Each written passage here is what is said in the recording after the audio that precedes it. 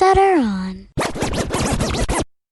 I want to go to every single conference that I can this year. And just, just to meet but if you want to meet more people who stutter, I know the New York City the chapter is gonna they last year they had a 1 year conference. Did I say 1 year? Yeah. Wow. So a year long? A whole year? Yeah. That's crazy, man. They gotta move yeah, there. Wow. Yeah. Wow. That's a long time. That's a long time. Boy, I need to work.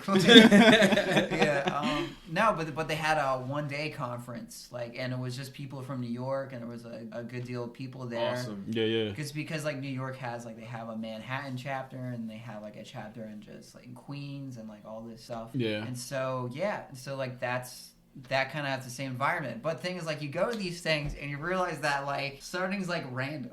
There's no pattern. There's no pattern. Yeah. There's no not. That's why it's hard to treat, let alone by people who are fluent. You don't know. It's. I think. I mean, maybe this isn't fair because I'm sure some fluent people have had legitimate contributions. Oh, right. Yeah. But I don't feel like you should be treating people who stutter if you don't at least have a family member. Doesn't Kim has a daughter that also stutters? It's you should have personal experience with this. You shouldn't just be able to go and treat people without personal experience with this. Meaning you grew up or lived or someone related to you is experiences this. I feel like it's really unfair for fluent people to treat us because they don't there have to be some fluent people who are speech therapists but never grew up around people who there's a lot of speech therapists. That's unfair. But the thing is, the thing is, what's funny about speech therapists is there's also a lot of people who stutter who are speech therapists. Mm-hmm. Which is it's kind of ironic, because yeah. It's kind of one of those things where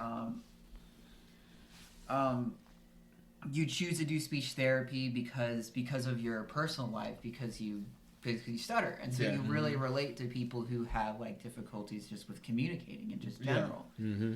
But then the actual job though is you have to be an expert at communicating and so it's really intimidating. Ironic, yeah. However, though, I do feel people who stutter are just intuitively just better at stuttering therapy when they first start. However, though, I met a lot of people that just get it, that don't stutter. Yeah. Like Kim. Right? Kim. She's amazing. Well, like you said she has a family Well, don't quote me on that. But she didn't. She was the one that learn that from her daughter. Kid, right? Sure. She learned it from working with clients who stutter and from people who taught her that. It's kind of sure. Now, does her daughter is a true stuttering, or it's just that she has a mild thing? I don't know. Could it be considered stuttering? Because I've met people that it sounds like they have a stutter, but it's not. I have a friend of my dad who is a pastor, and when he preaches, sometimes he the first sentence is always a light stutter, but he doesn't stutter. There's just only in the beginning. So there's those people out there where it's stuttering. Yeah. Right, It's There's this guy at my job. He he's the lab guy. So he only comes in briefly. He grabs his stuff and he leaves. Mm-hmm. I feel the guy. I'm like, oh. Yeah. And that's always a great thing. But I'm like, am I welcome to a club. Am I supposed to bring it up to him? Yeah, be hey man, you stutter. That's the thing. It's so hard to bring. It's so hard to bring. He's like, no. I'm like, no. Yeah, right. Yeah, right. Because you don't know where they're at with that. Exactly. Exactly. I don't want to embarrass him or yeah. It's because maybe he's still in that covert stage. Yeah, maybe he feels real uncomfortable. Sure. Yeah. But I think the thing is I think it's a hard discussion, trying to figure out if people who are fluent should treat stuttering. I think one challenging thing is there's not there should be criteria. Yeah. Strict criteria. I'm sorry. You shouldn't just be a fluent person and you get to like pick speech therapy as your major, you graduate and boom. Like there should be like I think you have to more spend training. a certain amount of hours with people who stutter. Because the reality is there's a certain percentage of your patients, of your clients that are going to be stutterers. And then there are going to be other people who just have speech impediments, lisps, communication issues, neurogenic issues. But a certain percentage of your clients are just going to be people who have unique stutters. Yeah. And I think it's unfair that you just get to lump those in with people. Stuttering is really unique, and I think that needs specialized training. Have you met? And there actually is specialized training. Yeah. All right. Yeah. Like, Well, I stand Corrected. You stand corrected. Oh, Yeah. All right. No, I mean it's like I think it's like I mean I didn't know this like shit either until I like went to school. Yeah. Like until I went to school, I was like. Honestly, like when I first went to school, like I wasn't sure about it. I was like, damn, is this like program gonna like do the wrong things with stuttering and stuff? But I mean, I went through the program. I was like, wow, they're like really trying to figure this out. Wow. Yeah. And they're really trying to like help us. Like Yeah. And so like one thing people can, if you're a speech therapist, you can specialize in fluency disorders. Okay. Which basically means that you're specializing in things that are similar to stuttering. And you have to like have a certain amount of hours of like working with people who stutter and like observing like fair. professionals like work with who are other fluencies. Like you have to have that training. Yeah.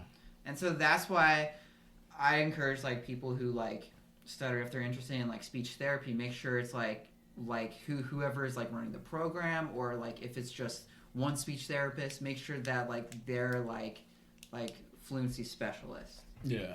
Okay. Interesting. Yeah, because I think there's a lot of people that come out of grad school that don't have experience with stuttering, especially like in schools. There's a lot of speech therapists that work in schools that have like no experience with stuttering, and then the problem with that is then they treat it like stuff that they're familiar with, and it's not a normal thing that it's not like anything that you... I kind of also feel like you could be a teacher or some kind of an educator, and you could go your entire career and without maybe never meet stutters. one person who stutters. It doesn't mean they're not around you, but maybe they're not in your classroom. Yeah. I feel like Yeah. there's just not enough information out there, and we as people are probably just prone to not being outspoken. Yeah. So all the information we get is usually through the mainstream, and it's usually by people who are fluent and don't know and don't understand, and that is what drives most of the way people view us. And that's just a problem with just society in general. Is like there's just not enough like information available to like the layman, But now is like the perfect time. Every subculture, every group is like, we're out here. Like we need to be out here now while everyone's like listening to every fringe group. Like everyone is listening to like every fringe group has like a voice, an organization, a Twitter following, something. So now is it, man. Yeah, and that's why like I feel like it's we just have to like that's why we have to speak up. Like we have to educate people what's the truth and what's not the truth. Yeah, I agree.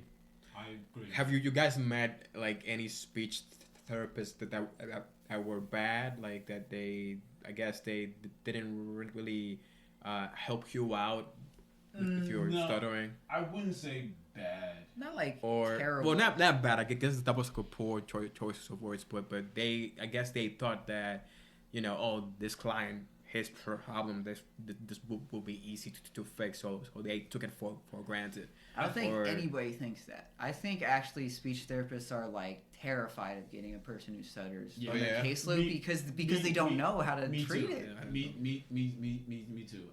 I don't think they know. I don't think they're confident. Yeah.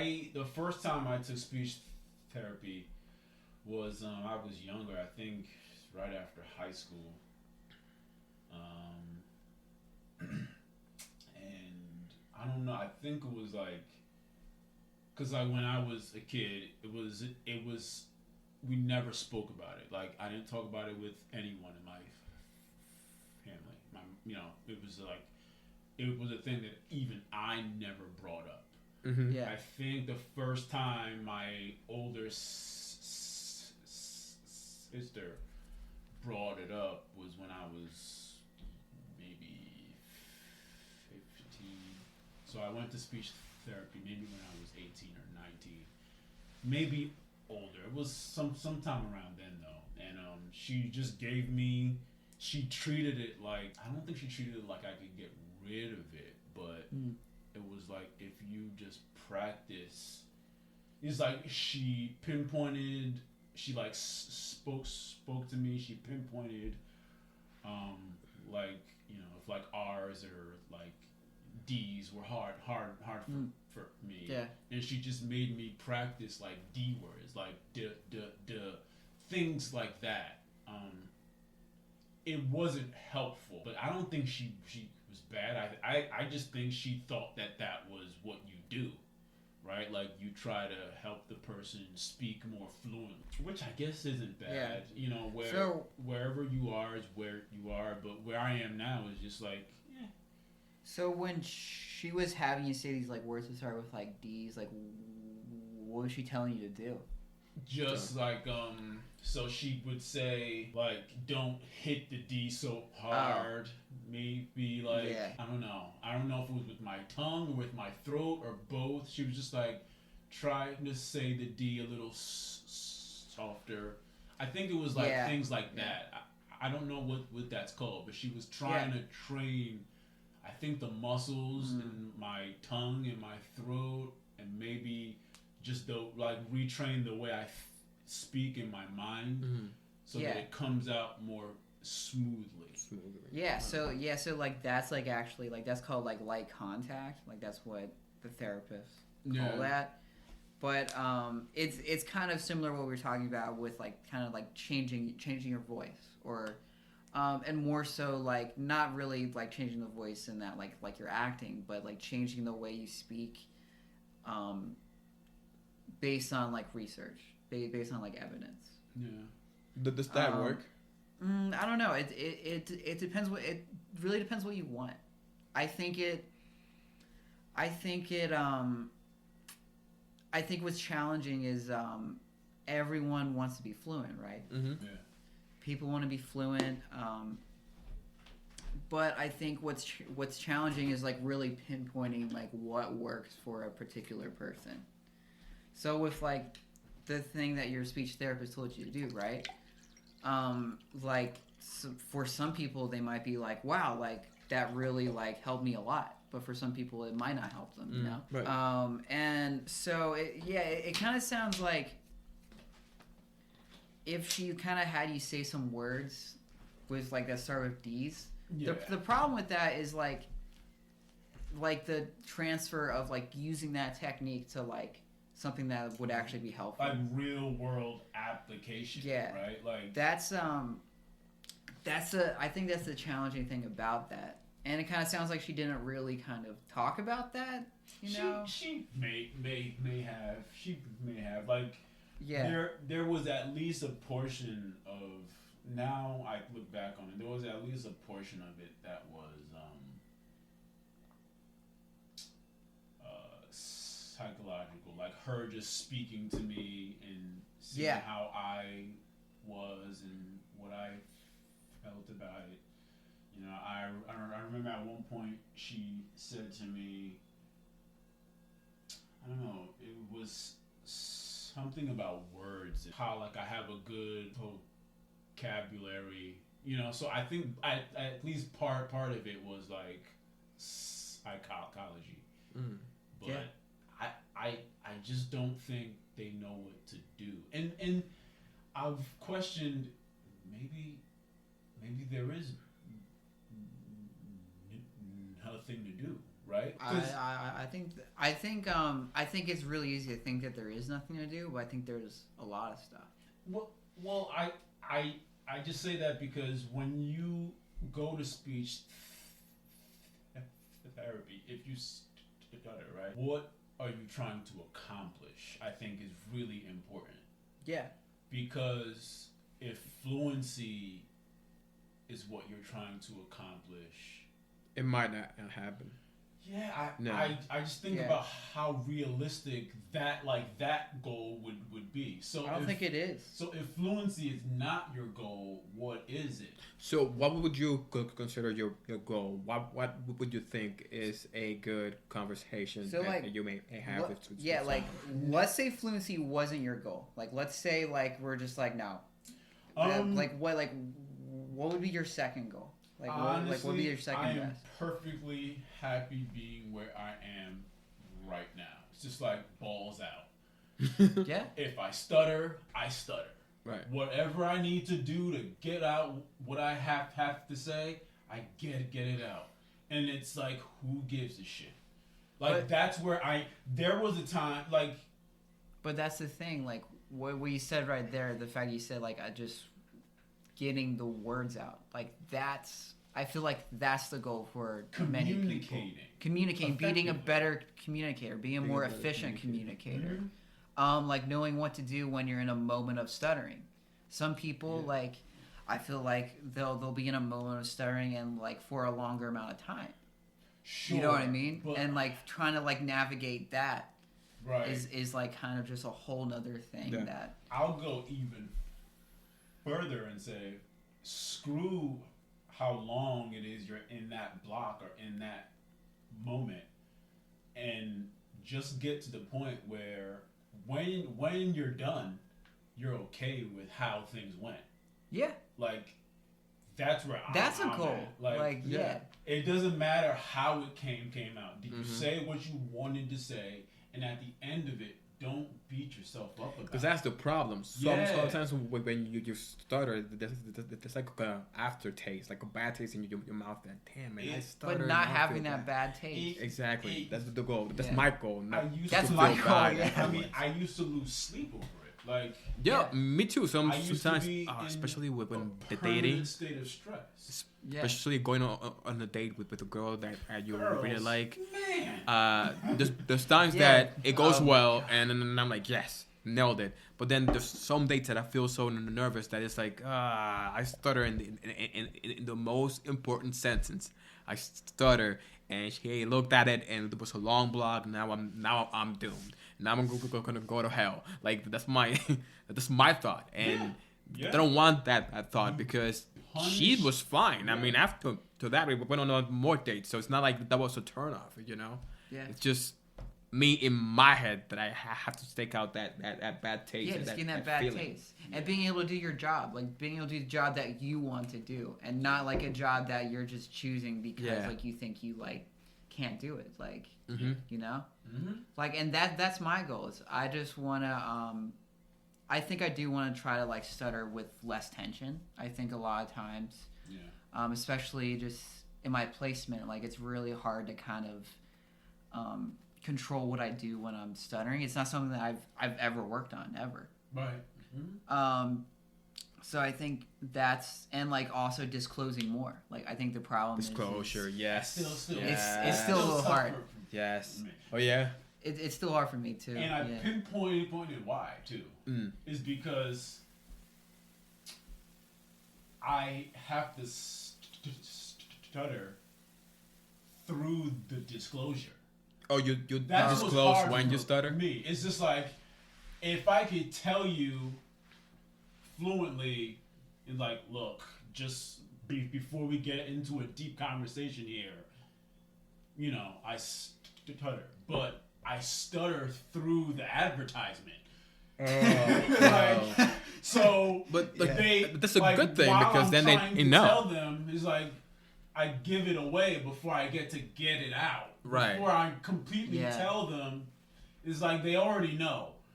So that's why it's hard for that holds me back at least. Yeah.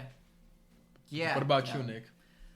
I think what's hard for me is with the clients I have right now is I just like jump right into like doing that kind of like doing the therapy that I'm doing, and I kind of forget that like some people like react to stuttering different ways. I feel like I'm just so used to just kind of just ignoring what people think about it, just because I don't know, like I've worked with a lot of clients by now, and like at this point like I kind of just don't care like what clients think. Yeah. You're completely desensitized. I don't really care, and unless it like but the problem though is like when people have reactions to it though without me telling it, like telling them, I think sometimes it does like put me back a little bit. Like yeah, like I remember it's very important to learn to rebound. Right. Well, I think and it's just so I remember I had this like I was working with some high schoolers, and I was working with this one high schooler, and that's that asshole age. Yeah. Sometimes. Well, yeah. I think asshole age, man. Yeah. I think there's kids.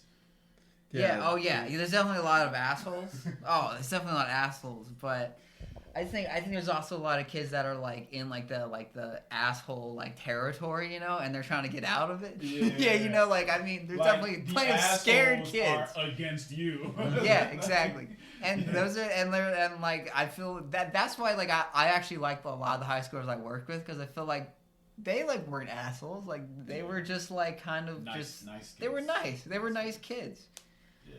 But yeah, no, there's definitely a lot of assholes because like their brain isn't fully developed yet, and like they're still like kind of lack some empathy. They're so confident. Their brains are underdeveloped or not completely developed yet. They're strong, and it's just like they say whatever they like. Yeah, they say crazy shit. Yeah. The youth scares me. Like I'm like at that age where like if they scare me a little bit too. Down the street. And I see a group of young kids. You walk away, you cross over the street. Black or white, I'm just like, I'm crossing the street. Just like, right. It's not about stuttering. It's just being old, youth. Yeah. Getting older now. Getting old. Like, just can't deal with all the. I think especially in groups too. I think like we see like groups of high schools, and you're like, clicks. Group mentality, man. Versus like kids one-on-one, like high schoolers like one-on-one are like fine. Like they're just people. Like unless they're like assholes. Like unless they're like that's troubled, not common. Their home life isn't. There's a lot of kids groups, out there where their home lives are fucked up. Oh no, they go out that's into the world and they want to fuck things up too. Yeah. I think that's the problem with like bullies. Like to be one, you have to be bullied before. Yeah. So when I was in high school, I just couldn't understand bullies, because it's like what have I done to you for you to treat me that way? Yeah. But then hurt people in the past, then like like after high school, I bump into my bullies, and I see that talking to them, I realized that your dad was a piece of shit. Yeah, so that's why you were so exactly. That makes sense, and that make me more compassionate. Although I still hold like a grudge of like I remember back in first grade when you did that, but still like now I know why. High school's a tough time. You never fully forget like the people who were mean to you to the point where it had a psychological. You never forget those people. Never forget those people.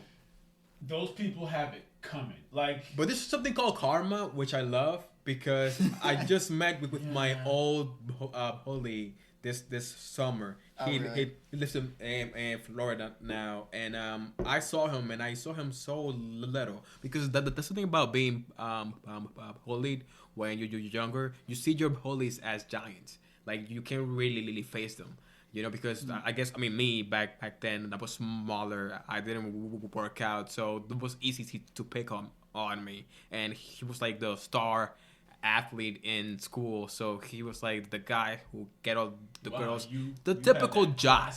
I got the classic movie jock. Classic movie jock. And then I saw him now, and he's like, I don't want to put him bad, but you know, now he's like so different. He's like more, you know, he has 3 kids, works 2 jobs, and now he's like chubby and like, you know, he's more of a funny guy.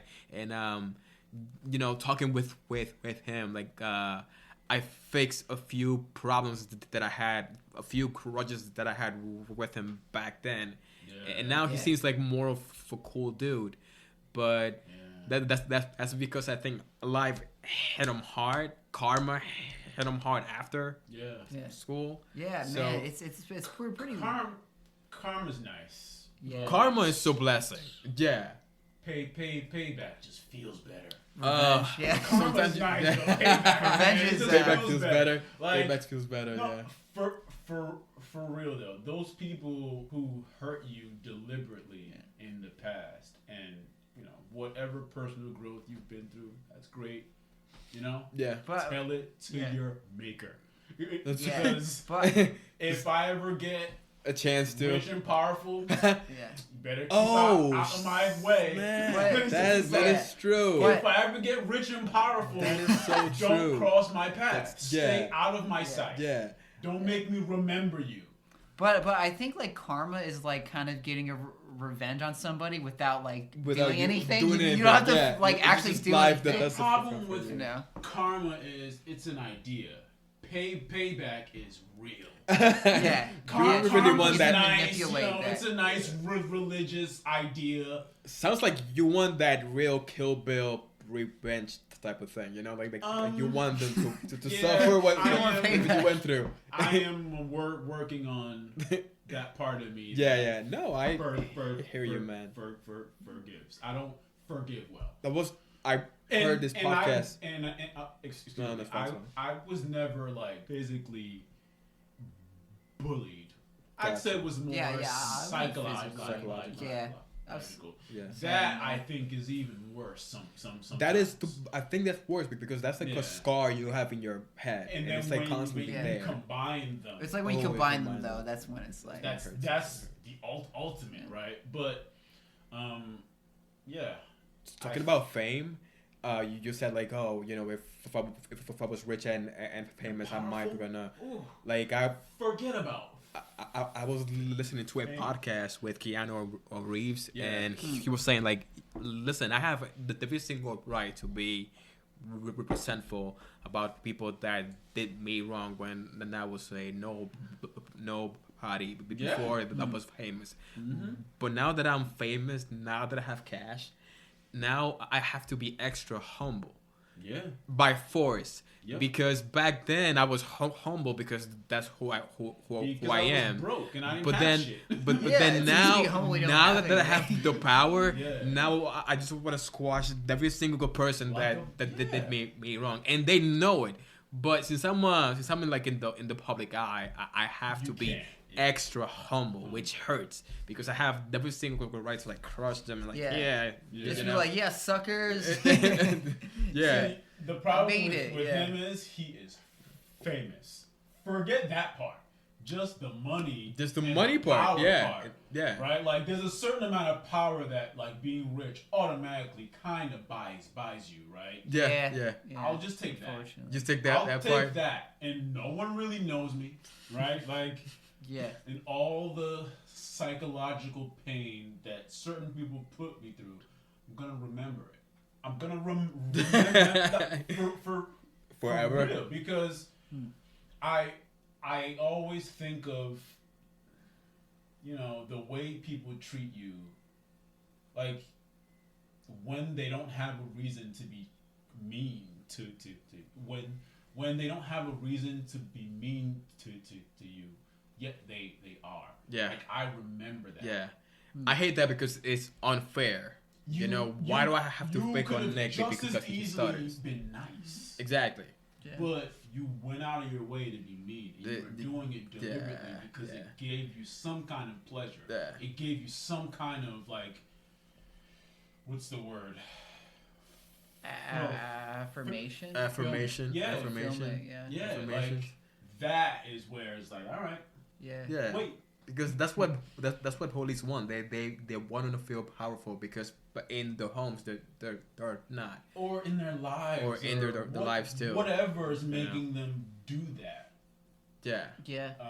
Which is like, if I've ever hurt anybody, I can honestly say it wasn't deliberate. I've been a young man. I've been stupid. I've been insecure. I've lied. I've stolen. I've done the wrong, right? Like I've hurt people in my life. Yeah, we're not all perfect, you know. All made up of porcelain. When I get older, it's just like I look back on when I was young. I'm like, oh, that was crappy. Yeah, the right? old crappy heifer. You change, but then like you meet.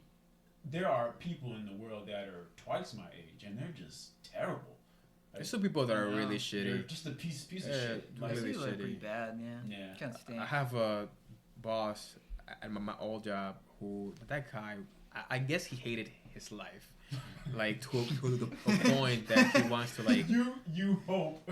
Yeah, and I mean that guy was terrible. And then one day, out of the blue after work, he said, "Hey, you want to come with me to a bar and grab a few drinks?"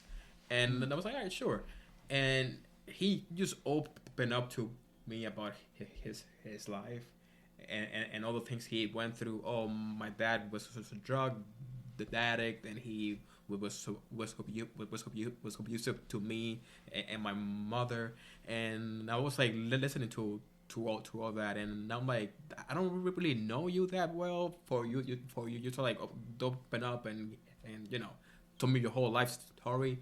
But now it makes sense why you're so mean. So, but it also doesn't do the right. I really wanted to let him know, dude. But why you have to be such an asshole to every single person in this job? Yeah. But I guess he had like I guess he hit bottom that day, and I mean I had W16 rights to like, you know, unleash on him things that I had thought about him. But I was like, let me take the high route, because this guy, I know he's going through stuff that I've never been through. So let me just like, you know, tap him in the back and say, look, listen, man, you know, it's life. All right, just just stop being mean, dude. That's all. Yeah. There's just like shows watching on Netflix that like it's one of those shows where like people in the show, like they do like shitty things in the show. What's it called? It's if you ever seen like BoJack Horseman on Netflix. I've seen a few. That show is one of the best shows I've ever seen in my life. It's like a guy with a horse hat. Horse head, right? Yeah. Which I don't get that logic. It's a but weird show. Like it looks weird. Yeah. Like when weird. You like watch like episodes, you're like, what the hell is this show? Like, it's weird as fuck. But like once you. It's one of those things. It's like it's a drama disguised as like a comedy, like a lighthearted comedy. Gotcha. And it's not. Yeah. It's a dark show. So it's like black comedy. There's a trend with adult themed animated TV shows. Yeah. Have you guys seen Archer? No, but I've heard a lot. But it has the same concept. Yeah. But basically the show's about this it's about this horse, of course. Man horse. Horse, of course. Yeah. And he's this like wash up celebrity. Yeah. And just the whole show is about how you like really he does all this shitty stuff, but you like really like relate to him because you learn more about his life and you learn more about like why he did the things that he did, or like. And so you're really conflicted because this guy is like such an asshole. You know, I hate those characters where like it's hard for me to watch a TV show or a movie where I don't like the main character. But because the thing is, you do douchebags. like the main character, though. Yeah. You like the main character, but the problem is like when you like objectively look at the things that he did, you're just like, this guy's like bad. Shit, It's like kind of like Breaking Bad. If you guys ever seen Breaking Bad. Oh right? yeah, I seen Breaking So Bad. Walter White, right? Walter, White's a character man. that you will like. That, How would you guys rate that TV show in your all time? I say that was probably like top 3. I give Top it. 3. Top 3. Breaking Bad is a great show. Top 3. I'll Yeah. give it a top 4. Really? I It's think that high? Yeah. I don't think Oh, for top 10 scale, we're talking about I like don't a think top 10. Breaking Bad makes my top 10. The thing about the thing Really? I like It's about in my how 10 Wait, to 20 range, but it doesn't make my top 10. You've seen it like from beginning to end? yeah. I think. didn't think it was that good.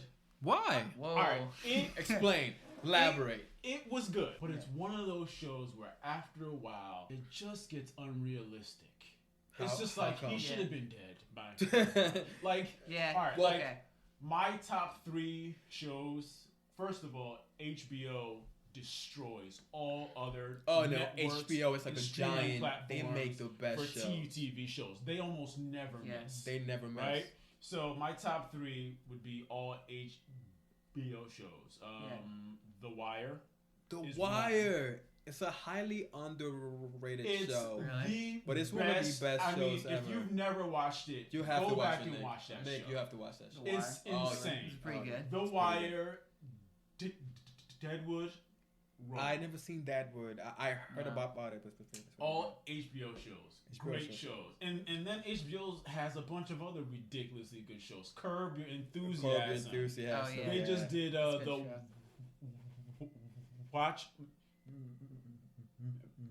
Men. The Watchmen. Watchmen. The film. Great. It was a show. It was a show. 9 Watch- episode. really? Watchmen Wow. show. It's haven't seen that great. one. They make the best shows. No, To- yeah, definitely. To me, Breaking Bad is like I have 4 slots already filled up. Breaking Bad might be in the 10-20s, but it doesn't make my top 10. But what I like is it that. about Breaking Bad that you It's- don't like? It's is okay. Is it the character? It's Walter okay. White? It's unrealistic. Walter White definitely goes down as one of the best TV characters of all time. He's definitely top 10 there. Yeah. Yeah. But the show itself, I don't think makes top 10. It's unrealistic. And his what was his part?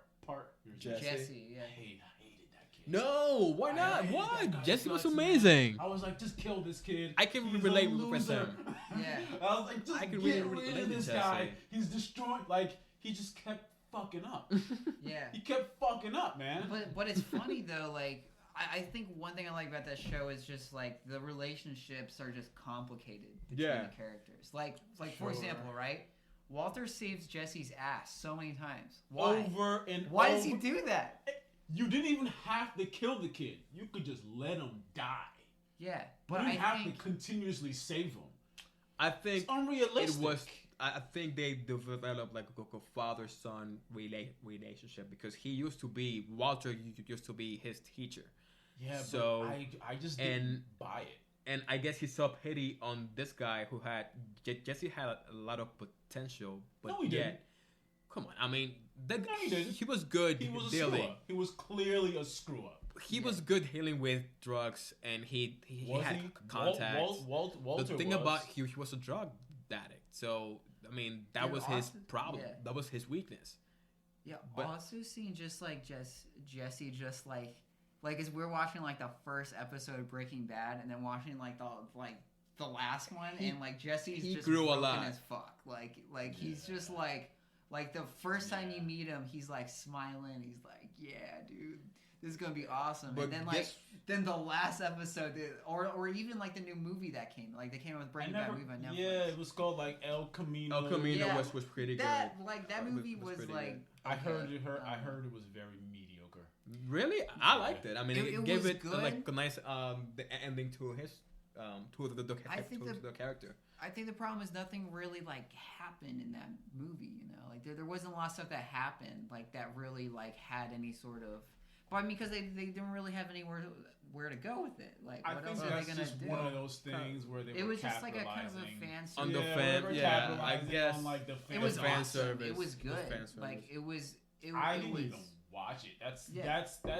That's how it was interesting. I think that's how little I really enjoyed the show and how much I didn't care. Oh dang! What about the character Walter White? Like the character.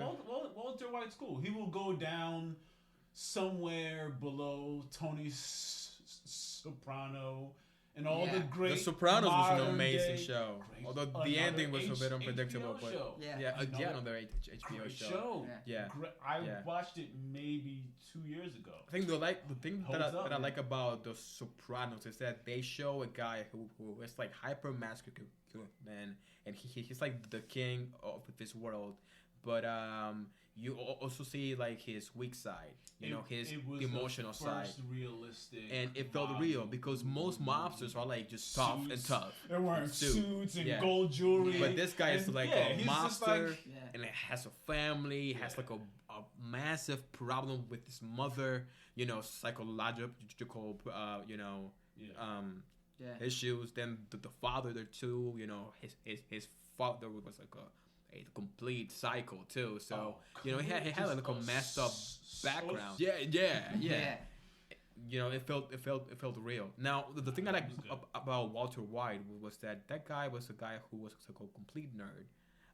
He was passive. He was meek, and people could just walk all over for him. He had a plan to make some type of like building project, and then his partner took it and then changed the whole name and then made it its own and then became rich. And then Walter was like a good teacher, like a regular high school teacher. Yeah, and I guess that's what pissed him off, that, man, I'm not successful. In a country where success is like, you have to be successful here. That's what I guess that's what drove him to like sell, make so match. But I mean, I think going back to like kind of like the weird thing though, like Walter, right? Like he's a character that you're rooting for. Like he's such an asshole, dude. He did. You're like, as an asshole. Yeah. Well, he transformed into just power. Bad guy. Power. Corrupt. He was power. He's a bad guy, man. Yeah. And then it's funny when he's like, when they introduced the Gus character, and you're like, Gus was like the Mexican Pollo Loco guy. Yeah. Which I didn't know was a real chain.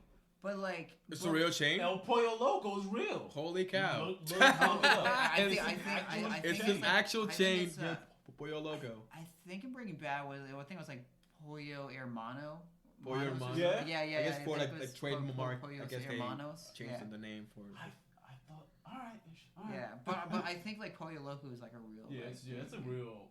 Pollo Loco. Yeah. I had no idea. Yeah, maybe they're like part of the drug cartel. I wouldn't be surprised. Yeah, but like you see that Gus character that's just like, I think when you're introduced to him, you're like, okay, this guy's just like a family man. He's not like fucking like hard and like crazy. But then you see his dark side. I think that guy is El Chapo. That guy's killing everybody. Yeah. If he has if he has any doubts about you, you're gone. Yeah. See, that guy's crazy. Like those guys can't stop. But like when you first see him though, right? Like you don't like, you kind of like make that comparison to him. Straight-laced. Yeah, straight-laced. You kind of compare him to Walter White. Yeah. Like because you're used to thinking like drug dealers are these people that are like I don't know, like that extravagant tough guys with they're tough guys that like have a certain look. But then you see someone like Gus, and you're like, oh shit, like the average guy. This guy has like a fucking like I think that's what makes that character interesting. Yeah, because somebody in his line of work who does what he does, it's really, really hard to hide that behind what like that straight-laced guy. Like, can you, like, Pablo Escobar, he can't help but be Pablo Escobar. I don't think those guys hide well. Like, they're crazy. They're psychopaths. Yeah. I don't think they sit still and have normal conversations. No. I just, that's what made that character interesting, but it's also why I didn't buy it. I was like, there's no way this guy is so poised and controlled and business minded. No, he's going on a rampage. Every day of his life is just murder, death, kill. Murder, death, yeah, or like affairs, or lying, or like there's no day for him that's normal. He just doesn't live like that. Well, I mean, he doesn't have a normal job, which is, you know what I'm saying? Like, it's crazy. Now, Pablo Escobar, I mean, he lived in a time where, in a country where he could do that. He could be this extravagant guy that can buy. Could do that. He literally waged war against the whole country, the country. Yeah, I mean, I don't like that shit isn't normal. Like we're not supposed to be like that. Well, I mean, in Colombia, a country that back then was like underdeveloped, and then this guy comes in out of nowhere. He says, "I'm gonna kill whoever is not in my team." I mean, I don't think you can do that here. But in Colombia back then in the 80s, that was possible. Another great TV show. Pablo? Narcos. No, Narcos. Yeah. Oh yeah, watch it. It's good. Yeah. It's good stuff. I think one TV show that I never will watch and I never will was Game of Thrones. It started out really good. It started out really good. The last season. I mean, they were losing me maybe 2 or 3 seasons before it ended. And then the last one was just pure garbage. One thing with those shows is that they get so much fame and so much lore behind it that it was huge. It's like a click, and then you can't join it if you don't know about that show. It was huge, and then like the episode before the show went off, there was this like it was like what the show was leading up to, this big battle between like the Ice King. Oh yeah, right. It was like the battle, and it ended the like the whole second episode. And I'm not exaggerating. You can go watch it. It was dark. Like I'm like watching it, and I'm like, I can't see a single fucking thing.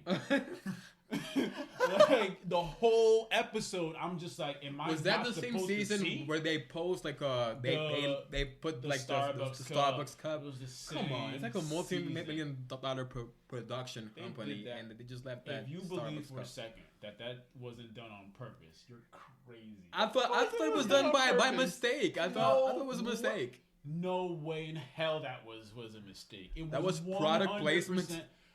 One, they didn't think it would be that big of a deal.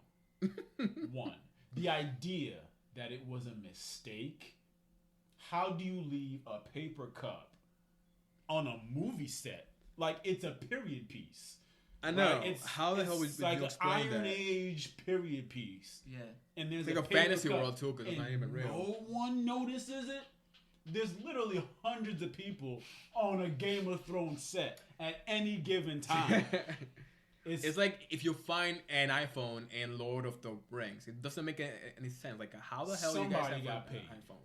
100%. Oh yeah, somebody got definitely. That's crazy. Yeah, and it's not a coincidence that it's one of the biggest coffee chains.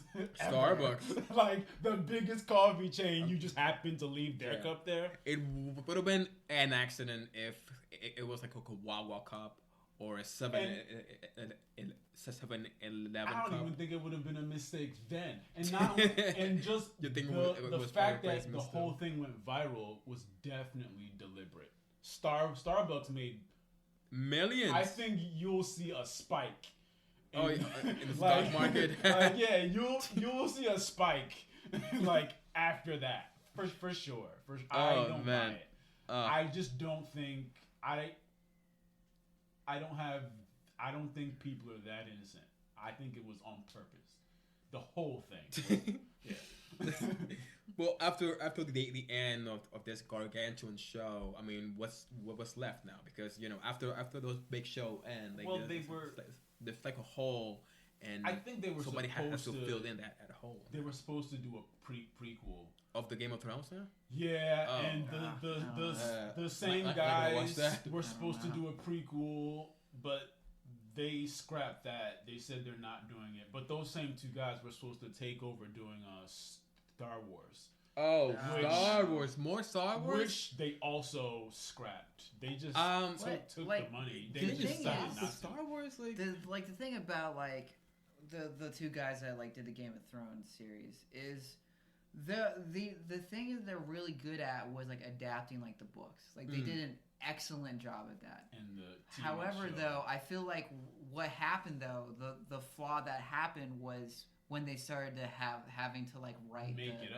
make up the story. But they did a great job at, like, adapting the books. Like, it was really excellent good. job. Like the first 3 seasons were some of the best top 10 television show of all time. Just because of those 3. Forget that the last 3 or 4 were trash. Based on the first 3, top 10. It goes down in history as top 10. It was really good. Yeah. Wow. Also, like, is it better than The Sopranos?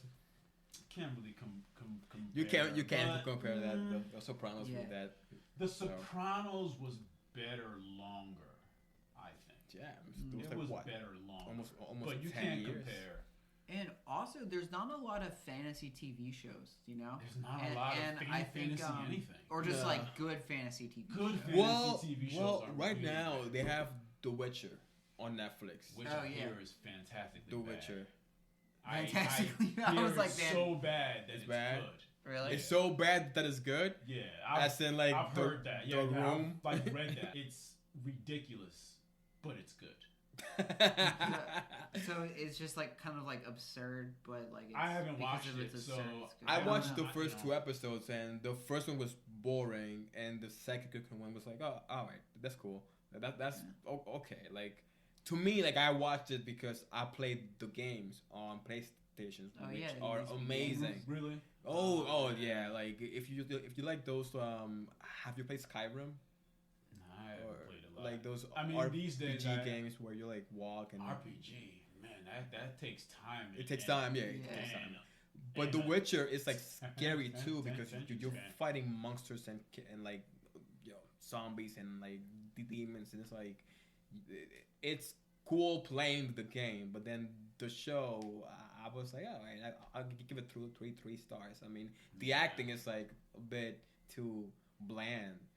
So it looks good. I just the graphic. There's too many shows. It's too much. I'm being just bombarded with new shows all these now, platforms and all this content, and I just don't have an attention span. And you don't have the time now. Not to mention, like I binge watch. I'll sit there. I'll just bang out 12 episodes, and then I gotta wait a whole year to watch the next 12. By then, I barely even remember what happened. What happened before? Yeah, it's... Dude, honestly, when shows have when shows have recaps, like those, like I never like realized like how like I used to think they were kind of annoying, you know. Now it's important. Now I'm just like, dude, like because I just like jump around with shows so much, man. Like I still have to finish like Mad Men. Oh man! I still have to finish that show, but like Mad Men was a long show. It was pretty good. How many great shows have started after Mad Men? I think you gotta let that one just like gonna let that slide. Let that Mad go, man. Mad Men is good. I heard it was really good, but I just have to let some shit slide, man. I can't watch it all. But the problem is with that show, I wish there was like a recap because I always like I watch an episode and then like I just kind of forget about it for like months and months, and then when I go back to the episode I was on, I'm just like, what the fuck happened? You don't remember. Yeah. Versus like Dexter, right? Dexter gives you like a recap like every single episode. I've never seen Dexter. Dexter's good. I think I'm missing out. The first 2 seasons are incredible. I would agree with you. I wouldn't say they're incredible. I would say they're good. How many seasons does Dexter have? Shows a lot. A lot of seasons? Too many. Yeah. He keeps getting away. We're talking about with what? the 20? crimes he should have been caught for. Like it's absurd. That's kind of another show that's like not realistic. Exactly. At all. It's just like you're gonna keep on killing the guy that knew you were murdering people. Like, is this how this is? Like, I heard the same thing about weeds. It's just like, how ridiculous is this gonna get before? I saw like season 1, and I was like, this is not gonna. That doesn't make any sense. I mean, at one point, she has to either die of cancer or she's gonna get caught. Something, yeah. Like, this is not real. Yeah. Yeah, dude. Yeah, like Dexter's like, he kills so many people. It's like, there's no way someone would be able to do this. Yeah, you've killed dozens. Dozens, and also he like doesn't like cover his tracks like as much as like you would have to. Yeah, I think he wants to get caught. Yeah, that's what they claim about everyone that kills multiple people. Yeah. Oh yeah. Especially nowadays. Nowadays, like mind hunters. My mother loves that show. I haven't even started watching that show. I watched the first episode. It's insanely good. It's dark. Good. It's dark though. It's similar to True Detectives. Like, it's like really into like the whole CSI and crime investigation. It's basically how the crime analysis unit began. Like the right. FBI. Mm-hmm. Like, it's how profiling started. Yeah. Like, it's basically how that unit began. It's great. Wow. It's really good. I have to watch it. A lot of it is based on like transcripts, like actual recordings and transcripts. Real life recordings of what happened. Yeah, and like they interview like serial killers and like so is that also from like transcripts that they probably? I believe at least part of it. I believe they dramatized a lot of it, but it's based on like real shit. Yeah. I have to watch it now. It's good. It's really good. Watch it. Yeah. Yeah, there's so much shit you gotta watch. It's too many, man. That I still gotta watch. Like, it's too much to keep up. And we're adults now. Yeah, we don't have that. We don't really have time to sit around for hours and waste on. Yeah. You know, it's like, I think this year I'm trying to actually accomplish things that I've wanted to accomplish. You know, things that I've always thought, oh, I can't do that because I stutter. You know, I'm trying to like not go into 2020 with that. Like this. This is why I'm forcing myself to do this now. And you guys, we've been recording for 2 hours. 2 hours? 2 hours. That's wild. That was fucking wild. That's wild. Crazy. Wow. Yeah. So this is just one of those things where I'm not gonna let 2020 end. Yeah, and not do things. It's always good to set goals and then accomplish them, because it just brings up, it just raises your self-esteem. It does. I've always had good ideas, but just the idea of me being able to accomplish it was like, no way. Yeah. No way. Yeah. There's no way you could do that. Nobody would listen to you. No. And, you know, I think that there's like a huge amount of people that also stutters that would like to find like a podcast of people just talking who also stutter. There's actually there's stuttering podcasts. There's a Stutter Talk. Stutter Talk. Yes. There's another podcast, Women Who Stutter, which I have not heard. My speech therapist just started hers. Oh, nice. She works for like some non-profit company, I think, part-time. So technically it's through that company. It's not hers. Yeah. But she's the host. So cool. Yeah, I mean, when I figure out like the name of all these things more, I'll promote them more, but I don't want to right now, because I'll definitely say the wrong.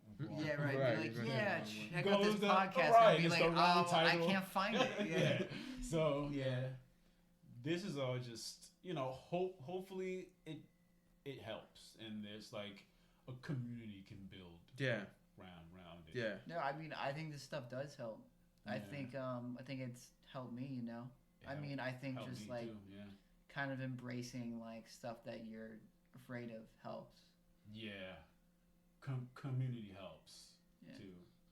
Being around like people, listening, because you can't do it alone. Like just people who know exactly what you've been through, people who understand on some level why you are the way you are. Yeah. And no matter like how many ways we have to relate to each other as people, whether it's your race or your nationality or, you know, whatever background, economics, to me, the people that I've met that I feel like get me the most, like I can just speak to openly and naturally, you know, without any hesitation, I think are people who stutter. Like those are my people. Mm-hmm. So you know, it's awesome. Yeah. No, yeah, it's appreciate good. It, guys. This is good. Yeah, 2 hours. I didn't think it's a marathon. And like I felt like if we wanted to, we could continue. But I feel like this would be a good place to conclude. Yeah. Yeah. Yeah, we should do this like you know. Yeah, I definitely want you guys because this worked out and bring exactly more how topics I too. Picture. Yeah. And also bring more topics, the different topics every single time. That would be great. Yeah. Cool. All right. Yeah. Nick, Roland, thank you. Thanks, man. Thank you. Yeah. This was fun. Yeah, man. All right.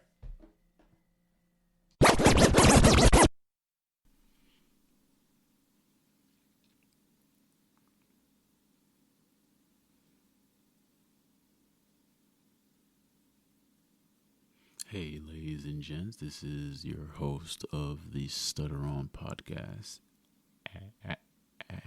Hefe Oyibo. So you just heard part 2 of the episode with Nick and Roland. Yeah, we had a great conversation. Some of it was, about some more stuttering stuff. And then the last half was mostly about movies and TV shows. We kind of meandered into that. I wanted to cut that part of it where we mostly talked about the movies, but I decided to leave it in. I think it's important to hear us talking about our interests, and it doesn't always have to be pertaining to stuttering. So I left it in because I thought it was important. I think earlier last week I had a speech group. We talked about, I'd just like to say I hope everybody's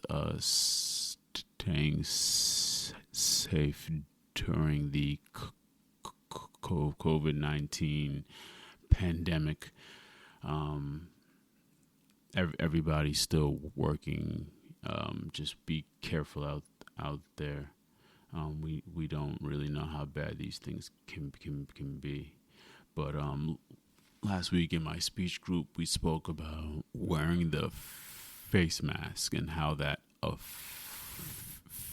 your stuttering. So there seem to be 2 schools of feelings on that. One being, which I am on that side of it, which I like the face mask with stuttering because it kind of masks your face. They don't see the full visual of your stuttering, especially on your face. They don't see that part of it. They don't see like your lip twisted up or your mouth twisted, or there's just some aspects of it that they don't see because now half of your face is covered. They really only have your eyes. So it gives you a little bit of protection. That's at least how I look at it. Some people agreed, some people didn't. Those that didn't were in the other school of thought, which was the mask being on their face was an added burden. It made their stutter worse. It was another kind of apparatus or thing that they had to concentrate on, and it made their stuttering worse, which I can't relate to. The face mask doesn't make my stuttering worse. But yeah, those are the two schools that I've found out that exists, amidst all this COVID-19 business and being a person who stutters and wearing the face mask. It's interesting. But I suppose to close out, I just want to talk about vulnerability. How prevalent and important vulnerability is. Think about, even if you were fluent, think about being a person of color and the vulnerabilities that comes with. Think about being a woman and the vulnerabilities that comes with. Think about, being a child. I mean, that's just a field of landmines, of vulnerability. Think about being a parent, a new parent, think about just all the possible vulnerabilities are everywhere. It's so ingrained in life that we can't really escape it. And think about being a person who stutters and how vulnerable that is. Just the simple act of speaking to people. And people who are fluent, they're not going to understand this because maybe it's unfair, but it's my opinion that people who are fluent take speaking for granted, because they can say what they want whenever they want, and really they only have to deal with the consequences after they've already spoken the words or conveyed the thought. The act of speaking is an act of vulnerability for people who stutter. The purpose of vulnerability is to overcome the vulnerability, is to conquer it, is to not be crippled by it. So think about when you wake up every day and you order your coffee, or you go into work and have interactions with clients or patients or customers or your coworkers. Think about being a person who stutters and being in the medical field and having to do medical assessments. Think about being a person who stutters and working in a grocery store and having to answer questions or be a cashier and have human interaction. Just think about being a person who stutters and waking up every day and maybe not having to speak to people because you could isolate, but think about waking up every day and choosing to speak to people, even though it is extremely stressful sometimes and difficult and embarrassing and shameful and painful and all these emotions that come with it. Think about the fact that we still do these things. We still find a way to live and do these things. I mean, in a way, vulnerability for all people is an act of bravery when you conquer it, or when you choose not to let it destroy you. It's an act of bravery. Every day when you wake up and you choose to speak to people and you choose to live, it's an act of bravery. So I think that's very important for us to remember and to realize, and not to marginalize ourselves by just being people who stutter. I think that's very important. I mean, you could put nudes of me all over the internet. You could record me secretly. You could follow me. You could catch me in my most vulnerable positions. You could keep a tally of my web browser and show everybody in the world. To me, I still wake up every day, and the act of speaking to people is the act of conquering that vulnerability. And I've lived in that space, and nothing will ever be worse than that. Nothing will ever make me stronger than that. There isn't anything that proves that I'm capable, if not brave, than the fact that I wake up and I choose to speak to people every single day. And I think it's important for all of us to remember that. All right, guys. This is another episode. This is actually part 2 with Nick and Rolando. I'm still pretty new at this, so I'm gonna try to keep improving and keep putting this content out. Any feedback would be great. I'm gonna start setting up avenues how listeners can do that. So thank you very much. And I would like to shout out to Emmanuel, who will be my guest in the next episode. He gave me a lot of feedback, and I want to thank him. All right, guys. Bye. StutterOn.